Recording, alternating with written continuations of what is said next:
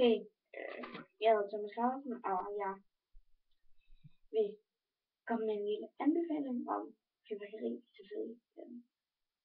Nu er det snart aften, og ja, jeg er lidt en kodeman, så jeg skal have masser. Og jeg er kun 11, så jeg tror, jeg køber for 1000 kroner. Måske. Max. Eller 1.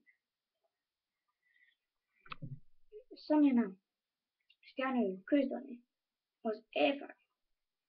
De er rigtig gode, og det er faktisk også nemt at høste, altså der er ikke noget rør i den, nu bare sætter jeg bare knægt af.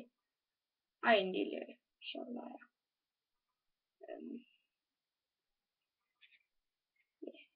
Jamen, jeg har sådan set ikke mere fyrværkeri før, jeg får ikke mere for lige en jul. Jeg går meget op i fyrværkeri, men hvis jeg har 10 af sådan her, så kan jeg klare mig. Indtil så skal jeg gå med noget fyrværkeri. Ja, det var sådan set bare det. Jeg kan sige sådan noget, det ligger sådan godt her. Der ligger 6 i, jeg har været ude for 4 af, og har den underpart, som jeg lige har lagt her. Nu kan jeg godt anbefale meget, hvis de larmer, de kan springe, de kan springe, og ses højt.